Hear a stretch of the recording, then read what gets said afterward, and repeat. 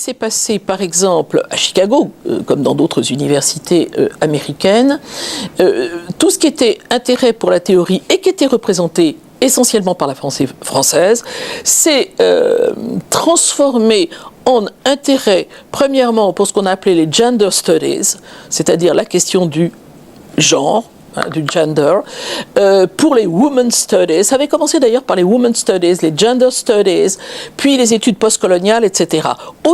Et les cultural studies, au détriment évident de l'enseignement de la littérature. Mais ça ne veut pas dire qu'il y a une disparition du français. Je crois qu'il ne faut pas être dans un esprit décliniste.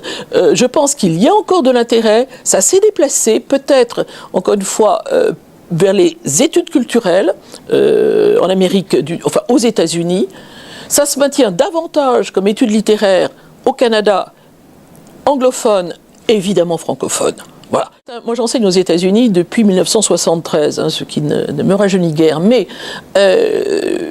j'ai vu des départements de français dans de grandes universités devenir des départements de langue romane, c'est-à-dire que tout d'un coup les départements de français sont devenus aussi des départements français, italiens, espagnol.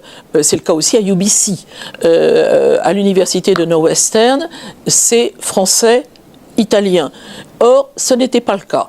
Moi, j'ai connu ces universités-là ayant des départements de français. Bon, là, on pourrait dire qu'il y a un... le mot de déclin, je ne l'aime pas. Disons qu'il y aurait peut-être un moins grand désir, n'est-ce pas, d'apprendre le français, de lire la littérature française.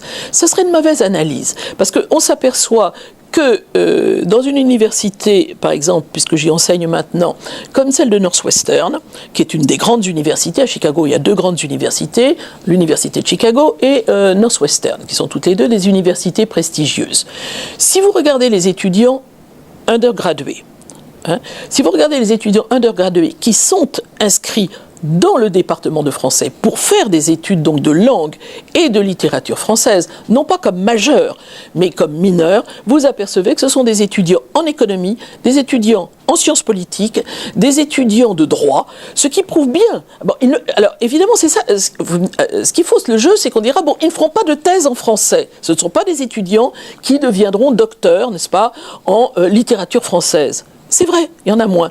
Mais si on regarde ces étudiants, on se dit, ben voilà, des étudiants qui veulent faire de l'économie, qui veulent faire du droit, qui veulent faire de la science politique, eh bien, ils prennent, pendant qu'ils sont undergradués, ils prennent le français, la culture française, comme une composante importante de leur cursus.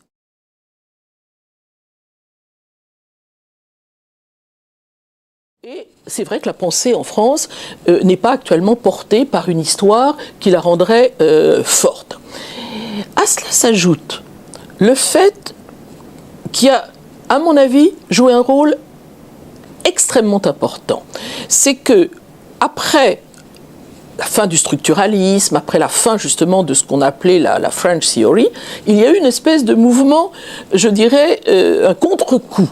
Et à ce moment-là, un certain nombre d'intellectuels se sont alimentés à la pensée américaine, libérale. Ils ont lu, n'est-ce pas, les philosophes anglo-saxons, notamment de l'école de Chicago, de l'école libérale, etc. Bon. Et ils en ont fait une espèce de relecture, d'adaptation, etc.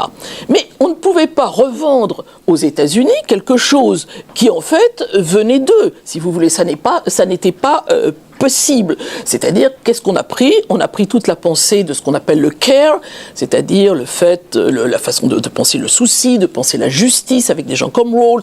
On a pris des gens comme Walzer, etc. On a pensé cette pensée, on l'a adaptée.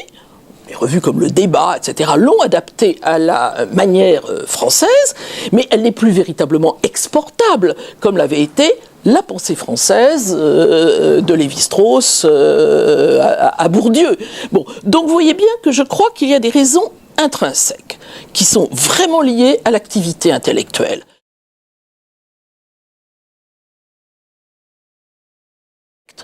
Je crois que contrairement à ce qu'on imagine, la France a encore, on peut s'en étonner, mais elle a encore quand on voyage beaucoup dans le monde, pas seulement en Amérique du Nord, elle a encore un grand capital symbolique. Ce capital symbolique s'effrite.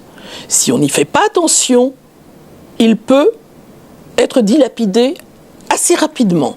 Donc là, il y a à réagir. Et ce capital symbolique, c'est pour ça que j'insiste sur symbolique, est disjoint de la place effective qu'elle peut jouer, en tout cas au plan économique. Au plan politique, on la regarde encore. C'est encore une voie. Même ici, on s'en est bien rendu compte au moment de la guerre en Irak. Discours à l'ONU, la France représente quoi ? C'est un petit pays qui a perdu son empire. Quand on regarde sur une carte, c'est pas grand-chose en étendue. Eh bien, si, il y a un capital symbolique. Et je vous assure que partout où je vais, et surtout en Amérique du Nord, je me rends compte qu'on a ce capital symbolique.